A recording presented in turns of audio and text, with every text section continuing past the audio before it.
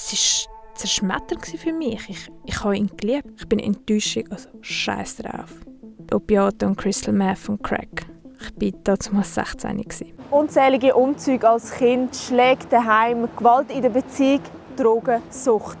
Julia ist noch keine 20 und hat in ihrem Leben schon viel durchgemacht. Achtung, in diesem Video geht es um sexualisierte Gewalt und Drogen. Als ich meinen Ex kennengelernt habe, war ich mal 17 und er war 18.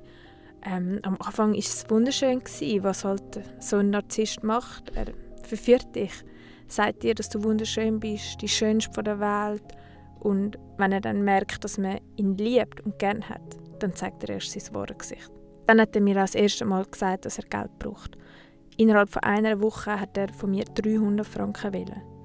Ich habe mir dann einen Fake-Account gemacht auf Snapchat und habe ganz viele männliche Accounts adden. Ich musste dann sozusagen eine Webcam-Show machen für die und die haben mir dann für das Geld gewinnt. Aber es hat ein paar darunter gehabt, die mich halt verarscht haben und das Geld ist nicht zu mir gekommen. Und als ich dann das Geld wie nicht eintreiben konnte, dann hat er angefangen, richtig hässlich zu werden. Und hat mir auch gesagt, ich sei für nichts zu brauchen. Es war zerschmetternd für mich. Ich habe ihn geliebt und es hat mir einfach wehgetan. Mein Gesicht habe ich aber nie auf Snapchat gezeigt. Ich musste alles zeigen, außer mein Gesicht. Und als ich dann irgendwann auch keine Lust mehr hatte, habe ich Wertsachen und Kleider von meiner Mutter verkauft, um ihm das Geld zu besorgen. Als sie das herausgefunden hat, ist sie so hässlich geworden. Ich hatte dann keinen Bock mehr auf das. Ich habe ihn getroffen und habe ihm das letzte Geld gegeben. Und dann hat er sich auch einfach verpisst, ohne irgendetwas zu sagen. Ich war dann etwa eine halbe Stunde am Bahnhof am Brüllen. Aber plötzlich hat sich meine Stimmung wie auch gehoben und es ist mir alles scheissegal geworden.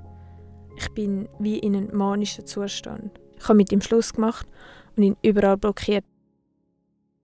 Julia hat sich nie bei der Polizei gemeldet, weil sie nicht gedacht hat, dass ihr jemand glauben könnte. Auch in ihrem Umfeld hat niemand davon gewusst. Ich möchte von ihr wissen, wie es dazu gekommen ist. Sie erzählt mir, dass sie, als sie ihren Ex kennengelernt hat, schon drogenabhängig war.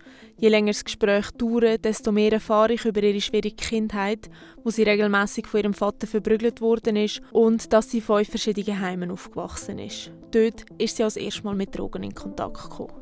Zuerst habe ich mit MDMA angefangen und immer gekifft. Und dann ist es recht schnell übergegangen zu LSD, Koks, Amphi. Und ich habe sogar angefangen mit Opiaten und Crystal Meth und Crack. Ich war damals 16. Meine Mutter hat mir immer gesagt, dass Drogen schlecht sind. Ich darf das nicht nehmen, aber das hat mein Interesse nur daran geweckt. Ich habe mehr Angst davor, dass sie etwas herausfindet, als vor meiner eigenen Abhängigkeit. Ich habe mir dazu mal gedacht, ja, das wird mir sicher nicht passieren. Ich habe dann meinen Job verloren und bin bewusst heroinabhängig geworden. Nicht mehr von Opiattabletten, sondern von Heroin. Ich habe mir gedacht, scheißegal, meine Mutter hasst mich und ich werde bald von die Hause rausgeschmissen. Ich bin enttäuscht, also scheiß drauf. Bei der Julia ist eine depressive Störung, eine posttraumatische Belastungsstörung und eine Borderline-Persönlichkeitsstörung diagnostiziert worden. Borderline-Betroffene sind emotional instabil, Gefühle und Emotionen können sehr schnell wechseln. Auch ein Substanzenmissbrauch kommt häufig vor. Ich habe schon 3 kalte Entzüge von Heroin gemacht und einen von Amphetamin. Es ist eines der schlimmsten Erlebnisse, die ich je durchgestanden habe. Man ist depressiv, alles tut weh, man hat Cravings. Ich bin substituiert, konsumiere aber heimlich noch Crack und Heroin.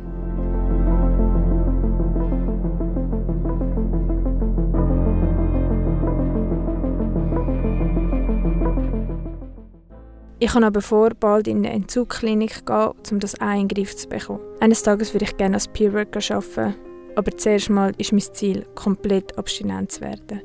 Ich habe mich bei euch gemeldet, weil ich einfach gedacht habe, dass es da aussen so viele Menschen gibt, die in meinem Alter sind, die nichts erreicht haben im Leben, die sich allein fühlen und denken, sie sind scheisse und nichts wert.